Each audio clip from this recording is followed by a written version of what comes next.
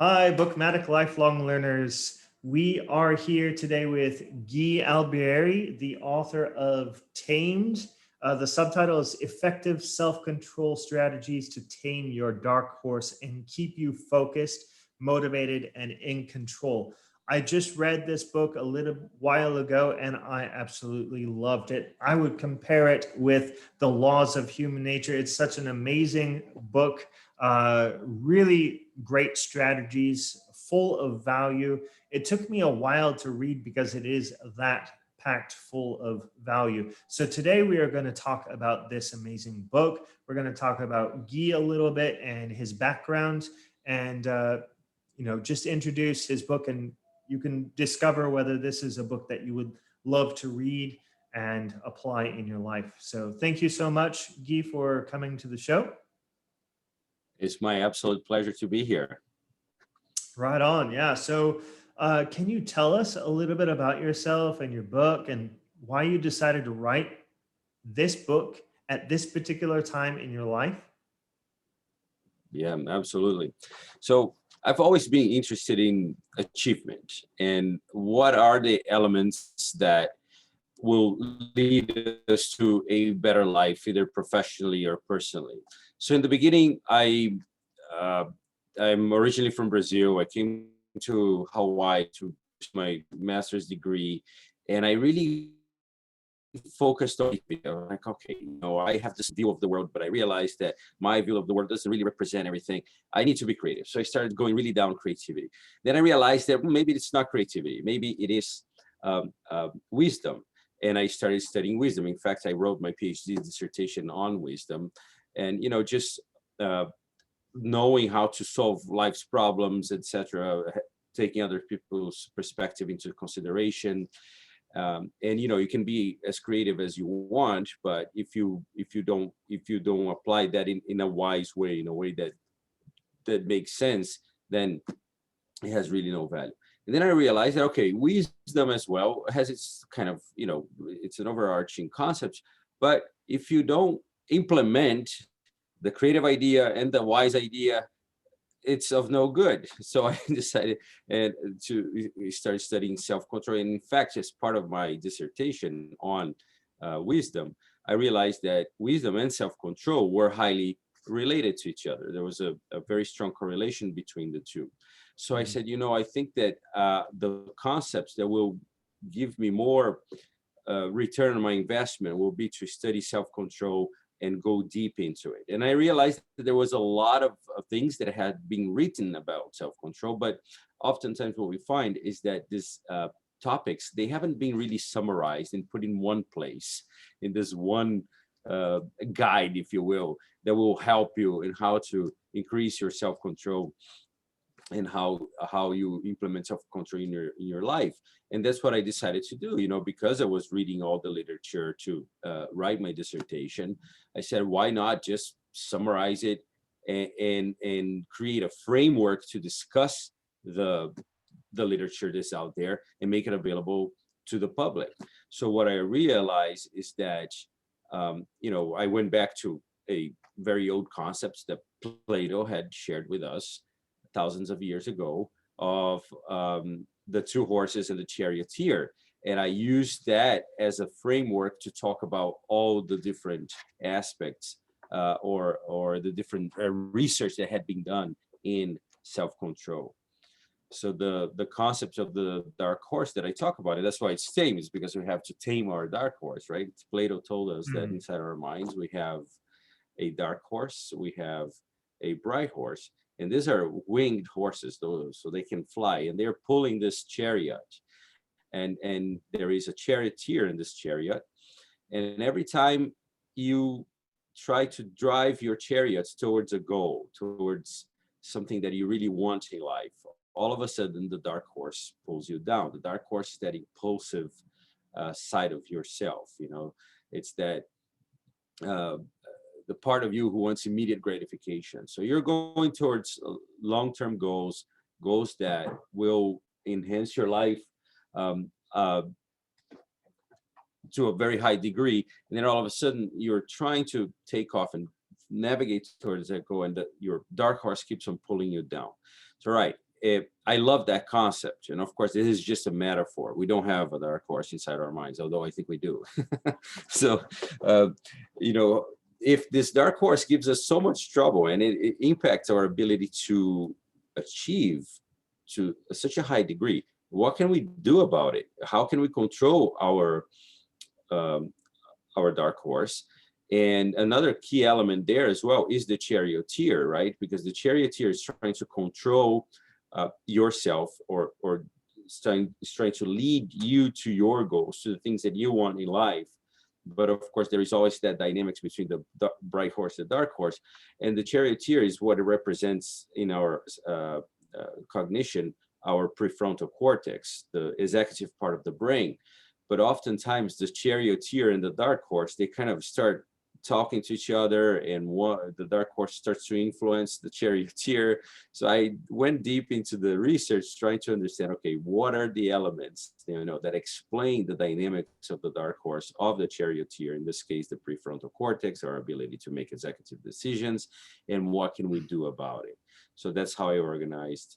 That's why I decided to write the book, to kind of organize this amazing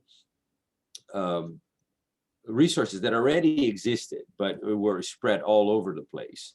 And it was quite a journey. You know, I really enjoyed it. I thought that it was something that it helped me. It helped me help others. And I also used to do, I work in education, I work at a university, and I used to do these workshops for students, sharing this concept for undergraduate students trying to get into the health professions. And, you know, it's very difficult to get into the health professions. They have to take high stakes exams. They have to have, I don't know how many hours of shadowing. They have to have very high GPAs, and all that requires self-control. So I did this workshop sharing some of these concepts, and people would come to me afterwards and they would say, you know, I really needed to hear this. Because they kind of felt the control that the dark horse had over them. I really needed to hear this. This workshop really helped me see my life in a different way. And then people say, oh, okay, you have to put it down on paper. And that's how the book came about. Very nice. Yeah, I mean, Yeah. I love the metaphor, like the dark horse, the bright horse, the charioteer. And I mean, for me as a reader and an analyzer of your book, this made complete sense to me. And I know you mentioned that, you know, this concept has been out there before, and you basically consolidated it. But you also, I believe, added your own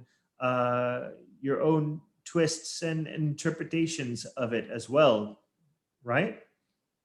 Yeah, one of the things that I try to do as much as possible is to embed myself into the book and into the stories and into the concepts that I teach.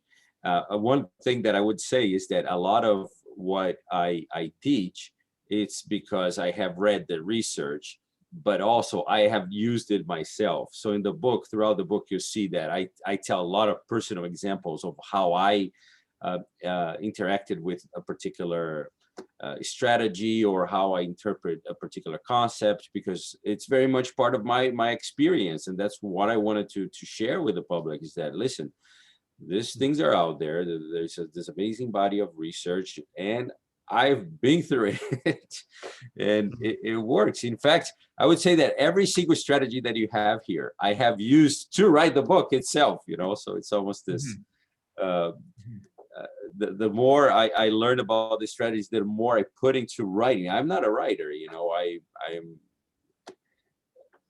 sometimes I'm a Brazilian guy who came to the United States. I learned English later in life. So it took me a lot of efforts to get this done.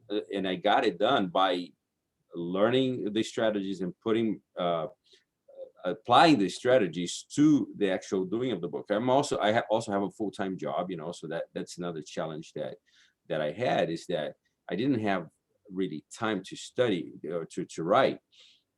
I had to find time. I had to apply some of the strategies that I share here. For example, trying to find alone time, or a time where there are no distractions. And sometimes these are just 20 minutes of your time. And that's why I'm here in my office right now at 7:30 in the morning, because that's the time that I'm most productive. I realized, from 7:30 until 9 o'clock, there are not many people around the office. That's the time that I can focus, that I can write with no interruptions. So that again is just how I started changing my life to create the book and apply the strategies that I've been studying and learning about. Yeah, that completely comes across in your book. Is like you are written in the book. I mean, yeah, you are writing the book, but I've read other books before where the author is not really in the book. You're definitely in the book, and that comes across. And I appreciate that aspect, and I know a lot of other people do, because when you write yourself into the book, you can connect. The reader can connect with the author as well, and kind of have a conversation, a dialogue with the author. And yeah, one other aspect that I really like is you're actually including the strategies you've practically used, you've used Right. personally. How many strategies are there? If I mean, I know it's like Oh, what, they're 30, 40, something like they're that. like, yeah, 30 something. Yeah. Yeah, yeah, I don't know. There are many. Yeah, 37. Yep. And I yeah. wanted to really put all of them out there, because I also, that's one of the ways that I wanted people to use the book. It's not a book that you necessarily have to read from cover to cover, but once in a while you can just open one strategy and say, okay, let me see what can I learn here and how can I apply this strategy for the next week or so, and see how that strategy impacts your life. So I think Yeah. that was, that's why I really wanted to um, give the reader a number of different options in terms of how what these strategies are and how they can apply it. Yeah, it's so very practical, and you explain it so well. So definitely, I'm so happy that I was able to get a chance to read about it and share it with everyone. So can you explain a little bit more, or how, or maybe compare your book to Daniel Kahneman's book, Thinking Fast and Slow? How does it compare the system one and system two in that book to the system that you are using? Yeah, so system one, most of the time I think it would represent the dark horse, right? Is the impulsive self, is the fast responding system, and system two is the slow type of thinking, is the system that works through deliberation, rational thinking. It kind of slows down. Is the activity of system two is more in the prefrontal cortex. So the way that I would see it is that system one is more related to your dark horse, and system two is the charioteer.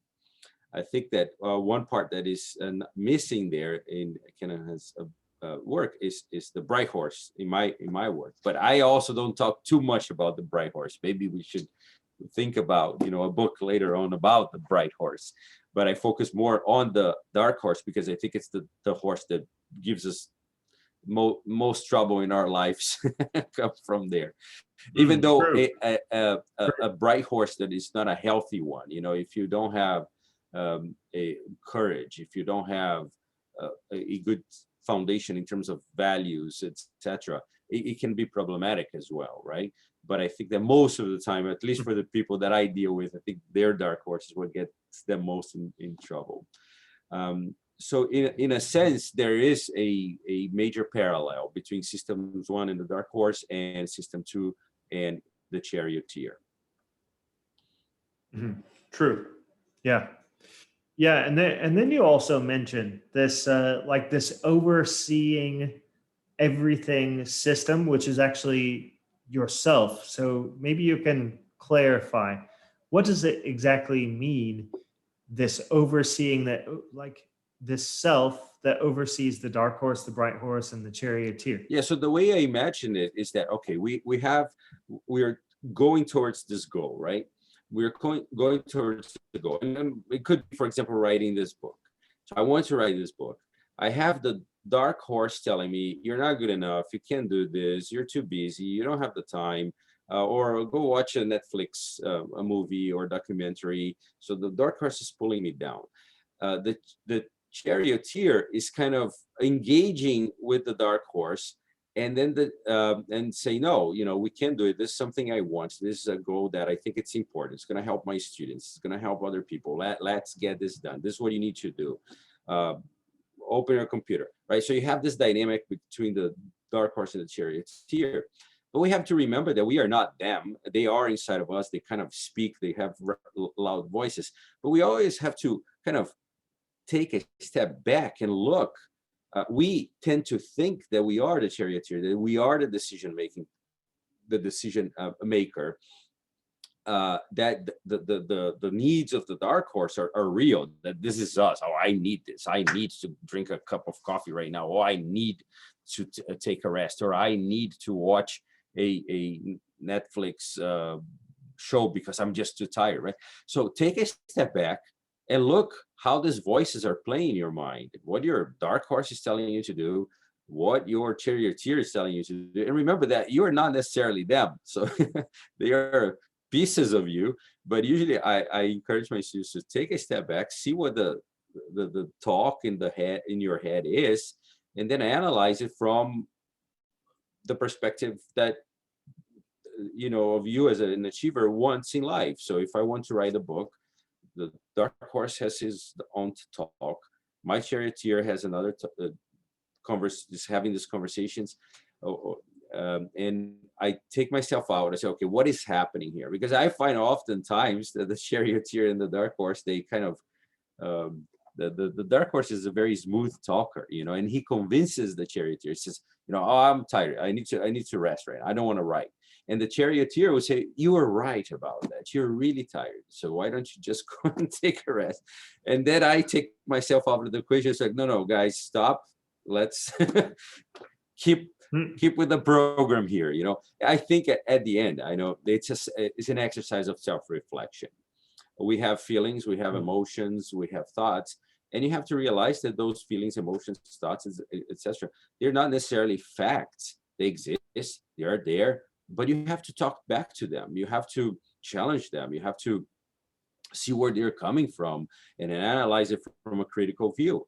And that's what I mean by taking this step back and observing the interactions within your mind. Who is calling the shots here, right? Does that make sense, or do you want me to explain it in a different way? Or I mean, it makes sense to me. I mean, partly because I read your whole book. For the people listening, hopefully it makes sense. But this book is pretty vast, I would have to say. I mean, it's not like the longest book I have ever read, but I mean, it's over 300 pages. So you've got a lot of information in there. So people listening right now, if this is like a really interesting topic to you, then get the book. No doubt, get the book. Because I also such an interesting topic. Yeah, and I also want to say that, for example, when you get to the second part of the book where you have the strategies, you can consume one strategy at a time. You don't need to read everything from cover to cover, but you can again go back to one strategy. Let me try this one out and see how it pertains to me. And that's another important point, is that a lot of the strategies here, it doesn't solve all the problems all times for all people. So there are certain strategies that work better in certain times during certain circumstances that you're going through. So you can, use this as a manual, carry with you, say, okay, what am I going to try today? Yeah, exactly. Yeah, I love that point because, especially as an avid reader myself, taking in so much information all at once is actually not the best way to go about learning something and implementing something. So I mean, this is the type of book that I will come back to and review my notes and take a look. Like Guy said, you can apply one strategy at a time, and then later you can pick the book off your shelf and try another for different situations. And if you're really good at taking notes, or keep your notes in electronic form, you may not even need the book in your hands. You could just pull out your notes and check out the different strategies in the book. That's what I Yeah, do, well, basically. yeah, and that's a great point because one of the things that I do talk about the book, and this is also very true in the world of self-control. You know, there's a lot of criticism about willpower and that how willpower has its limitations, etc.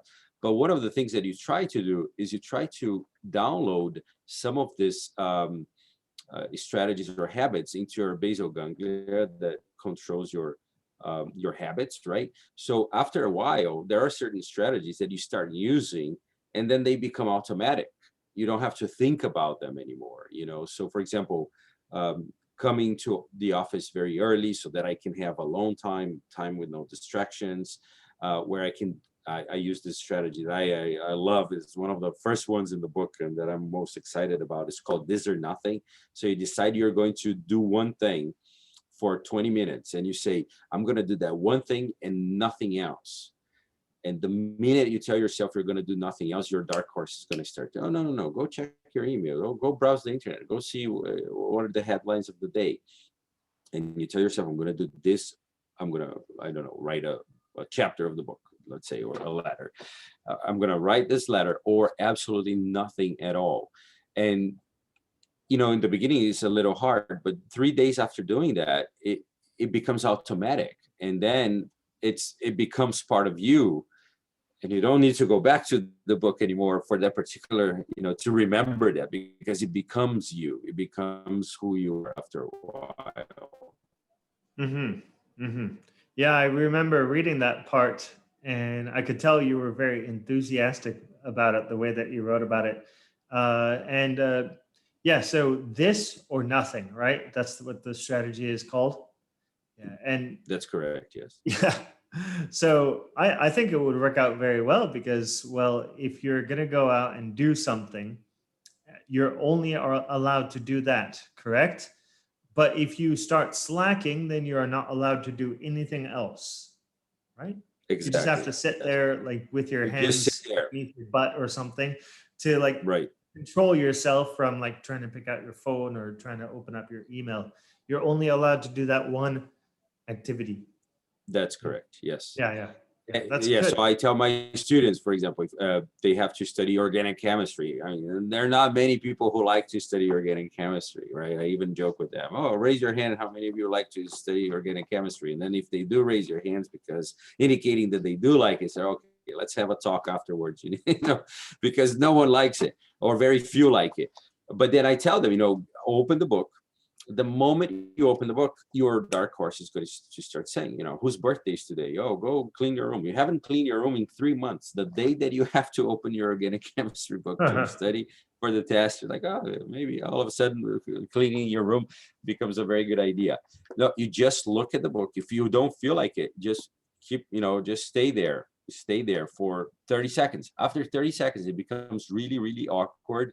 And immediately people are like, okay, you know, you almost, it's a psychological game. You kind of quiet the voice of the dark horse down and you're like, all right, you know, I don't have an option. It's giving the dark horse no option to Hmm. escape. And you say, okay, you know, I'll have to do it. There will be no way out. And then all of a sudden, Mhm. there you are reading that first chapter in organic chemistry. Yeah, yeah. It's an awesome strategy, along with all of the other ones that you have written for sure. So, Now I tell you, you know,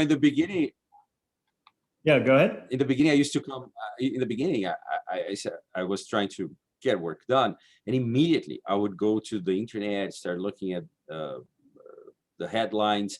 When I started using this strategies, I don't even look at what's happening anymore on the internet or you know my favorite news outlet.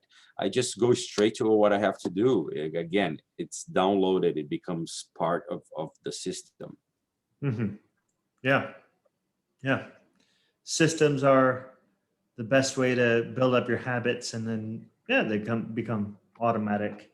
So, can you tell us about the EAT system that you wrote in your book, the EAT system? I thought this was creative and easy to remember as well. So, yeah, it's a very good addition to your book. And I think earlier you said it's in the second part of the book, right? It's in the second part. That's when I start introducing the strategy. So in the first part, I talk a little bit about the science of self-control, why it's important, why we need to care about it, particularly in the, in the society that we live with so many distractions, and sugar for the dark horse, if you will. And then the E is the way that I use to structure the different strategies for self-control. So E is an acronym for the environment, the way you act, and the way you think.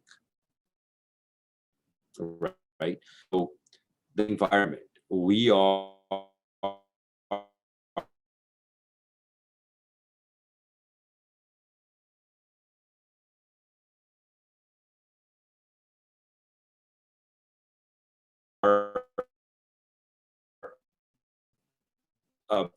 human beings are highly form it, control them. Yep. You froze for a little while. Yeah. It's okay. Did you now. hear what I said about the? Yeah, you can start over. I can okay. edit this part. So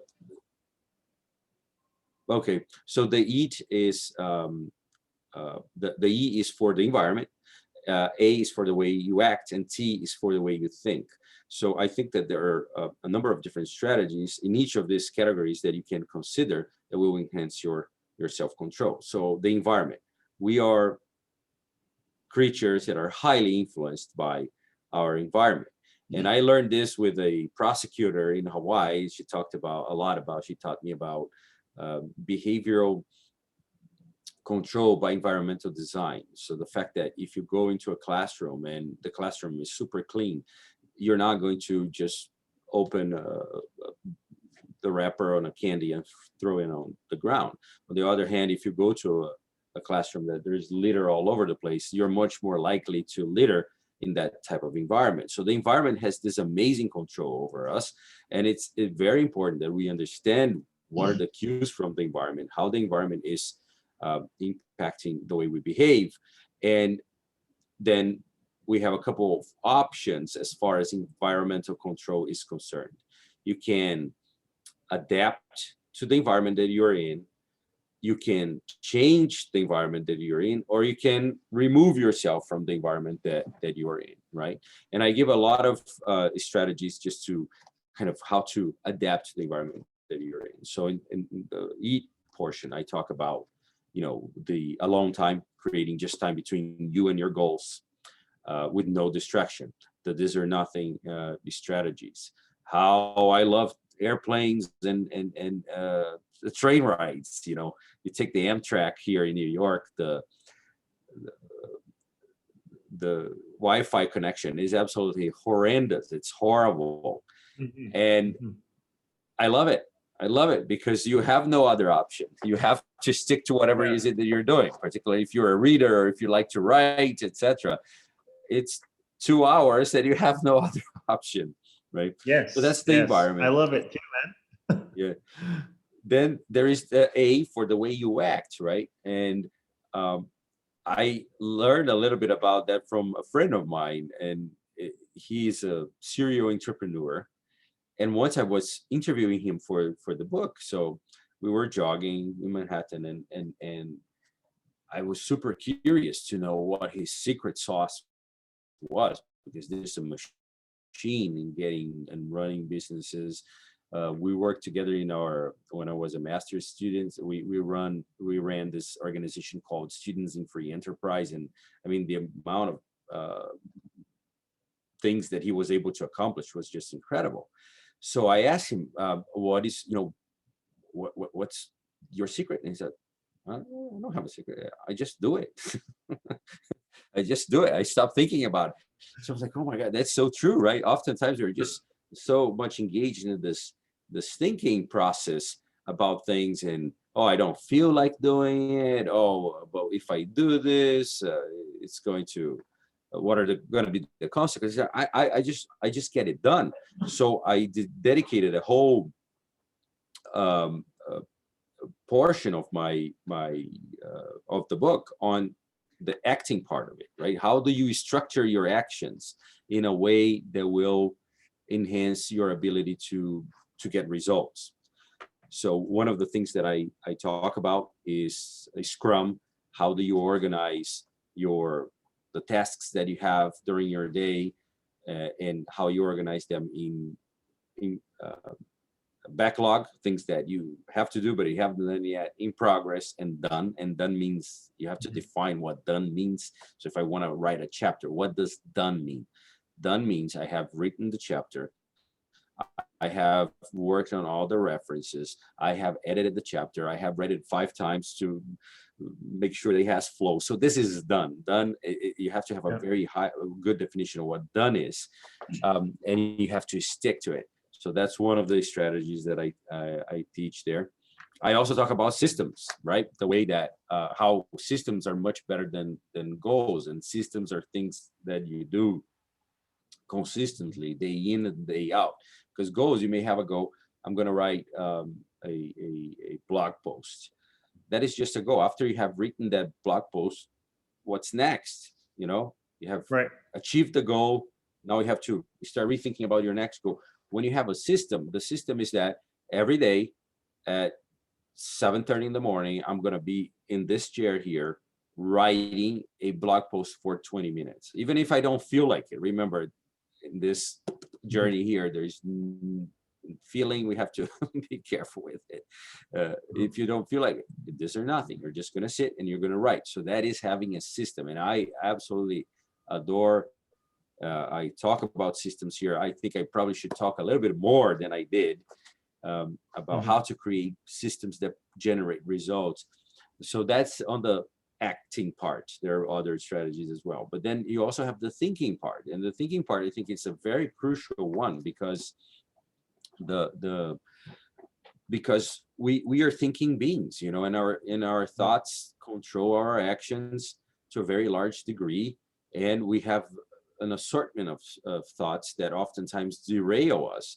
And the dark horse itself, it is a part of our thinking. So how do you control that thinking? How do you listen to the thinking, knowing that that thinking is not necessarily you, it's different parts of you speaking to you? And how do you talk back to that thinking, right? So I have some strategies. There are some that are my favorites.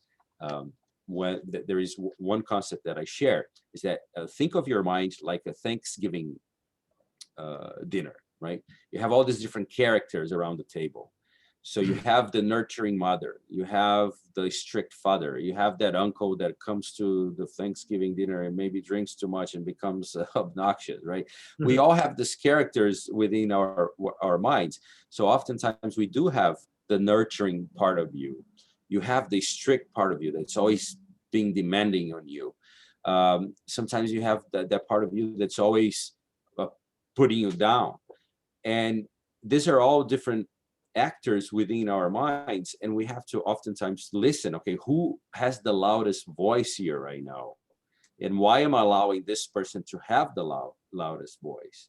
Where is the voice of the encouraging Matt, the Matt that is supportive, the Matt that would if you had a friend. I know you're writing a book. I read in one of your blog posts.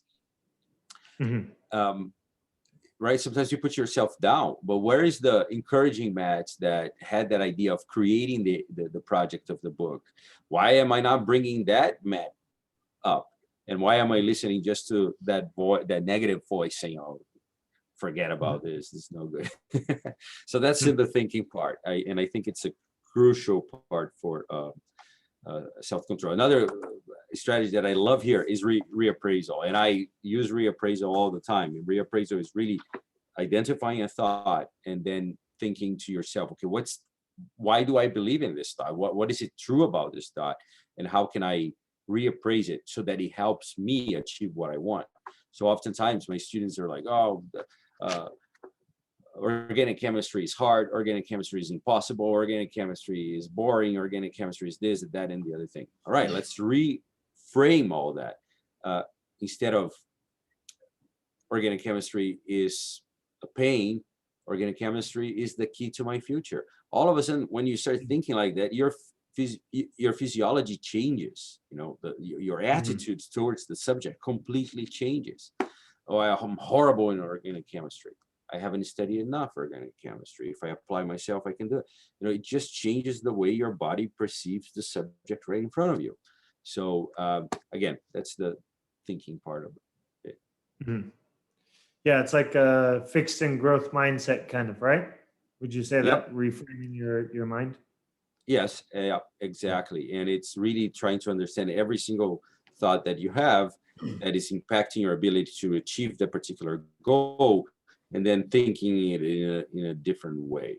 Oftentimes I use it with, particularly there was a time that I loved to follow UFC, and I would spend hours on a Sunday morning rewatching the cards that happens Friday, Saturday night, and you're like, oh, I just love this. I really, this gets me excited, energized. Reframe it. This is a waste of my time. They are all getting rich by fighting. I'm wasting my time here watching this guy's fight. Right, It's right. not benefiting me in any way. So, switch that thought. Yeah. It's funny. When you wrote that part in the book, I was reading it and I was like, it, I thought for a long time that I was the only one that didn't really watch sports. Like, but then I read that, I'm like, okay, good, good. I'm glad I'm not the only one.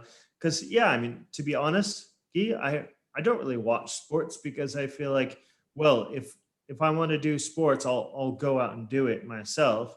If not, I'm not gonna watch a sport just to watch guys get sweaty and stuff like that. Guys and women get sweaty doing their sport. So I'm like, okay, I might as well go do something else more productive. More Uh, productive, yeah, exactly. yeah, yeah. But I mean, I know that there's people out there that don't like sports, so they might read that and they're like, oh, what is he talking about? Like, of course, I want to watch my favorite team, my Oh, and home you team should. play. Yeah, I mean, for Yeah, me personally, one of the things that I do talk about in the book as well.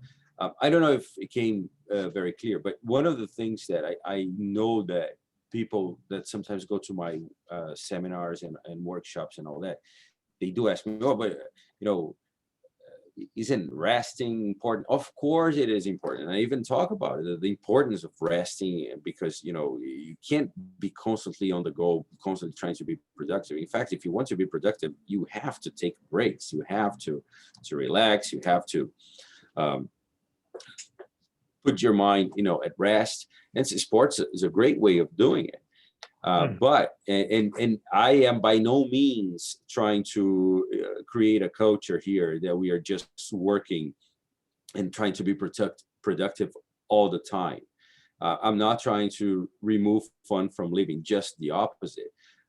But you do have to try to kind of analyze if it's whatever behavior you have or whatever habit you have, if it's getting on the way of you getting the larger things in life that you want.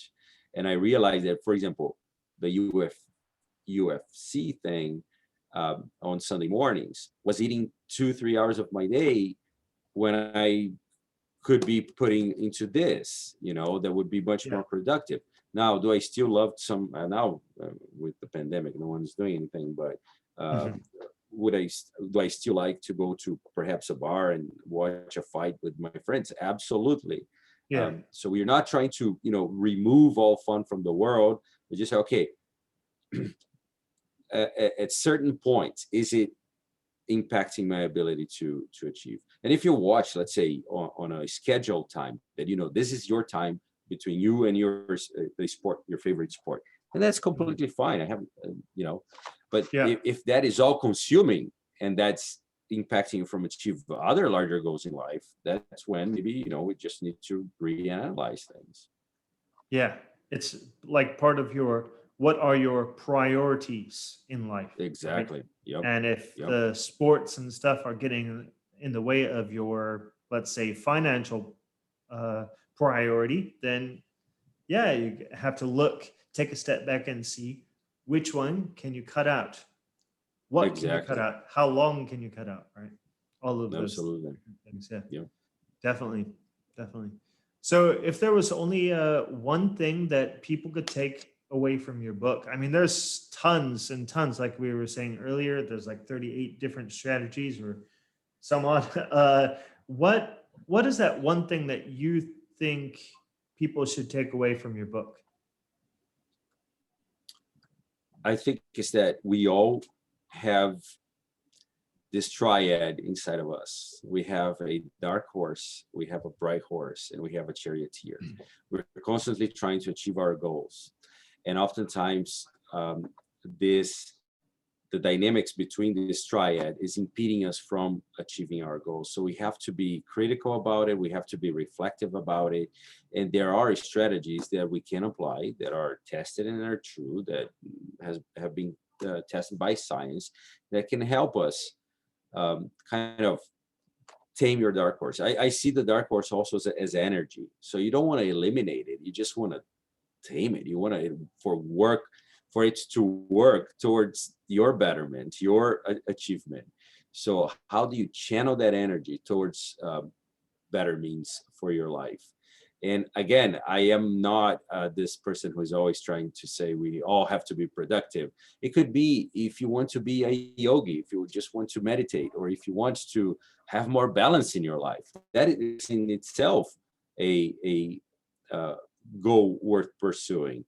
But you have this day, and the dark horse will play its game even in goals like that, and you have to understand it, and you have to, as much as possible, try to tame it. All right. Yeah, that's a fantastic takeaway.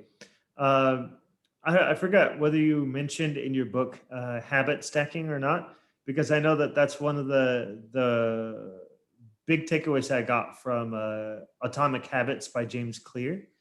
Uh, and I picture that as a great way to like channel your energy, as you were saying, your dark horse energy, because yeah, your dark horse has a lot of energy, and oftentimes it overpowers overpowers you, and you fall into the whims of the dark horse, right? Have you ever heard of that strategy before? The temptation bundling, habit stacking? Of stacking habits. Yeah, stacking habits. I have not. Tell me more about it. Okay, yeah. So that was in the James Clear's books, Atomic Habits. And the temptation bundling is when you, let's say you do want to watch your favorite Netflix series, you want to go watch Mhm. Stranger Things or whatever it may be. And, but before you do that, you know that you have some sort of task that you have to complete. So you use that thing that you Mhm. want to do as motivation to get the thing that you need to get done. That way you can go do your fun thing. Yeah, that's basically what it is. Habit, It's, was it yeah, temptation no, that's bundling? a great concept. Yeah. Yeah, yeah, it's definitely a good one. So anyway, yeah, I mean, I felt like that ties in pretty well with your It's book, I getting think. choppy now. I don't know. Oh, sorry, what? No, it was getting choppy. Oh, I think okay. the internet connection was a little poor. Yeah. Okay, yeah. Sorry about that. Yeah. So, yeah, Guy, why should people buy your book? I think that if people want to accomplish more, bring a little bit more order to their achievements, and to if they want to bridge that gap between knowing and doing, the things that you want in life and the things that you're doing to accomplish it. I think that that's another area that I've been very focused on, that I've always been kind of fascinated by, is how do we have all these things in our minds? And I think I speak right in the beginning of the book, right? How I had this idea when I was a kid that I wanted to create this airplane cockpit inside my house. And I had the idea, I had the tools, that never did anything about it. I had this idea of creating this little farm. My father gave me a little piece of land in a farm that we had in Brazil, and I said, okay, I'm gonna have my own little farm. I'm gonna raise my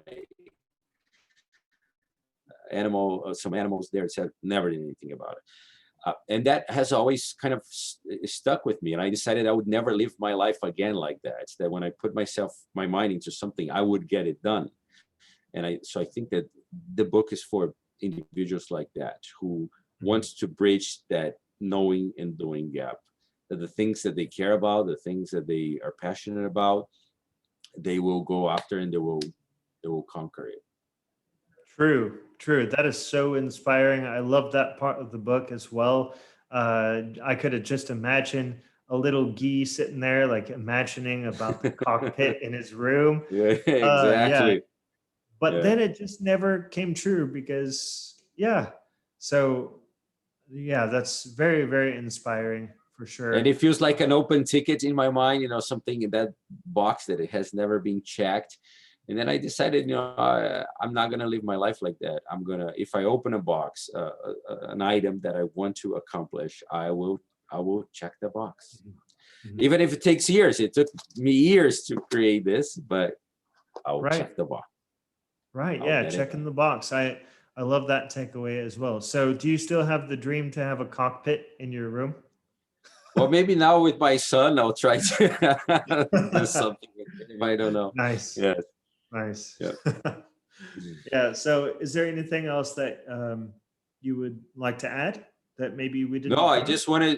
I really wanted to thank you and the amazing work that you do. I follow you on Instagram. I follow you on LinkedIn, and I am very much inspired by the work that you do. And I think that growing up, this wasn't an option, right? But now that I see the things that you're doing, I'm like, my goodness, I would love to have this job. To read books and talk about it, talk to the authors. This sounds like an amazing thing that you're doing. And so, congratulations. I hope you keep on doing it. Yeah, man, it is absolutely amazing. And before we had YouTube available and Instagram and Facebook and LinkedIn and all that stuff, I mean, it wasn't really possible. So yeah, we've got so many great opportunities available to us now with all these different technologies available, and Zoom, like this wouldn't be possible. This podcast wouldn't be possible without it. So yeah, I'm definitely grateful, and I'm happy that I was able to read your book and share about it with the audience. And I really do hope that they pick it up and experience the same things I experienced or something similar I experienced while reading your book. So, yeah. Well, thank you so much. I really appreciate it. And if they Mhm. want to get in contact with me, they can get in contact with me on Instagram at dark horse underscore tamed, or at Gui at darkhorsetamed.com. That's my email. Gui at Great. darkhorsetamed.com is at dark underscore horse underscore tamed. Great. Yeah, I will definitely include that information in the description. So, for those of you who want to follow Guy on social media, on Instagram, or send him an email about his book or anything else that you might have a question about, feel free and reach out to him. And Guy, thank you so much for coming on the show. Thank you very much, Matt. It was an absolute pleasure. Yeah, thank you everyone for listening to this episode, and stay tuned for the next one and get a copy of Tamed as well. All right. Thank you. Awesome. Thank you so much. Have a good one. Yeah.